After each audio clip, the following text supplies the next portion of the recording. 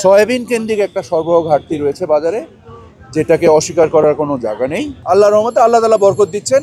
আশা করি এই তেলের সংকটটাও সহসা মিটে যাবে। আমাদের পরিশ্রমের উদ্দেশ্যটা হচ্ছে যে আমরা দাম বাড়াতে দিতে চাই না। আলহামদুলিল্লাহ, আমাদের পর্যবেক্ষণে আমাদের কাছে মনে হয়েছে সরবরাহ চাহিদায় কোনো ঘাটতি নাই, মূল্যমান স্থিতিশীল থেকে নিম্নগামী, এবং আমরা আশা করছি বাজারের সরবরাহ উন্নতি আরও ঘটবে এবং ডিম, মাছ, সবজি, মুরগি, তেল সহ সব জিনিসের পণ্য, স্পেশালি রোজার পণ্য, ছোলা বা খেজুর, এই সমস্ত পণ্যের দাম আমার ধারণা ইনশাল্লাহ আগামী 7 দিনের মধ্যে আরও নিম্নমুখী হবে।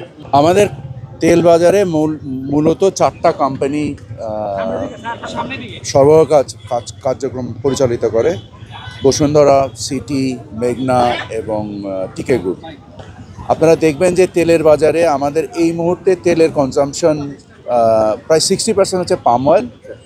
এটা সরকার নির্ধারিত মূল্য থেকে আরও 20-25 টাকা কমে বিক্রি হচ্ছে, সেখানে কোনো সরবরাহের ঘাটতি নেই। মাঠের অলরাউন্ডার আমি, আর ঘরের all-rounder Tylox. Tylox toilet cleaner, clean মানেই টাইলক্স। সয়াবিন কেন্দ্রিক একটা সরবরাহ ঘাটতি রয়েছে বাজারে, যেটাকে অস্বীকার করার কোনো জায়গা নেই, এবং আমরা আশা করছি আজকে থেকে এটা সরবরাহ ব্যবস্থার উন্নতি হচ্ছে। আমরা প্রতিষ্ঠানগুলোর সাথে কাজ করছি। আমাদের ভোক্তা অধিকার, আমাদের ট্যারিফ কমিশন এবং আমাদের বাণিজ্য মন্ত্রণালয়ের সচিব মহোদয়, ওনারা অ্যাক্টিভ যোগাযোগ রেখেছেন এই কোম্পানিগুলোর সাথে।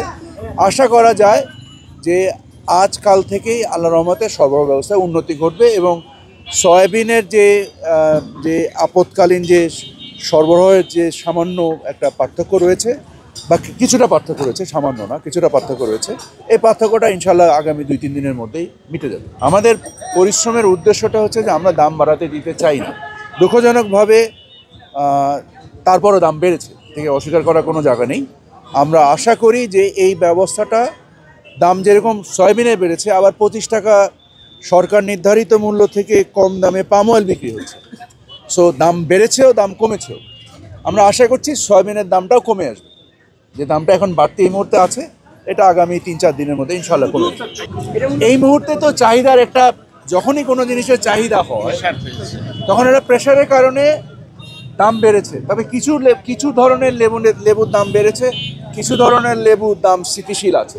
তো জেনারেলি শুধু যেটার দাম অনেক বেশি বেড়েছে ওইটার রেফারেন্স দেওয়া বা ওইটার বুনিয়াদে কথা বলাটা মেবি সবসময় রাইট না। এটা ভোক্তাদেরকে একটা রং ইনফরমেশন দেয়। আপনাদের সেই ব্যাপারেও একটুখানি সতর্কতা থাকা জরুরি বলে আমার মনে হয়। আমি একটু করি, স্যারকে সাহায্য করি। যেমন কালকে যখন আমরা কারণ বাজারে গিয়েছি, পরশু গিয়েছি, সেখানে খুচরা বিক্রেতাদের কাছে স্যার মজুদ দেখেছি এবং তাদের লুকানো তেল দেখেছি। ফলে খুচরা বিক্রেতাদের অভিযোগ করে, আপনি যেটা বললেন, আমার মনে হয় এটা নিয়ে ভাববার অবকাশ আছে। আবার কালকে ঢালাওভাবে এটা বলার সুযোগ নেই। আবার কালকে আমরা পাইকারদের কাছেও গিয়েছি, পাইকারদের কাছে গিয়ে অভিযান চালিয়েছি, ওদের দেখেছি পাইকার না, সেটা আমরা এখন আপনি বললেন আমরা অবশ্যই দেখব। না এটা বলছি তো এখন শুনলাম, কিন্তু কালকে যখন দোকানে গেলাম এটা আমরা দেখিনি। এই অভিযোগ বের হলাম, তার কাছে আধা লিটারের তেলের বোতল 6 দিন আগের স্টক, সে বলতে 6 দিন ধরে বিক্রি হয়নি।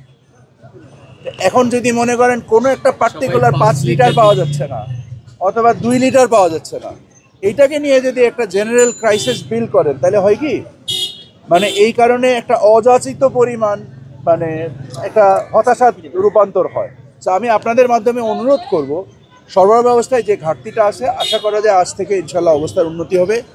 এবং কিছু কোম্পানি আমি জানি তারা আমাদের কাছ থেকে অনুমতি নিয়ে সরাসরি নিজেরাও ট্রাক সেল করছে, ভর্তুকি মূল্যে না, আমরা যেটা টিসিবির আন্ডারে ভর্তুকি মূল্যে করি, তারা বাজার মূল্যে ট্রাকে মাল বিক্রি করছে। ওটাও নিশ্চয়ই আপনারা এখানে কিছু মিডিয়াও কভার করেছেন, সেগুলো নিয়ে কভার করেন যে বাজারে চাহিদাকে, সরবরাহ ব্যবস্থাকে সহজ করার জন্য কোম্পানি কর্তৃক বাজারে পণ্য বিক্রি করছে। কারণ আমরা তাদের সাথে এঙ্গেজ হচ্ছি, একসাথে সংযুক্ত থেকে বাজার ব্যবস্থাকে শুধু তেল কেন্দ্রিক না, আমাদেরকে তো শুধু তেল কেন্দ্রিক নিয়ে চিন্তা করলে হয় না, আমাদেরকে সামগ্রিকভাবে বাজার ব্যবস্থাপনা নিয়ে চিন্তা করতে হয়।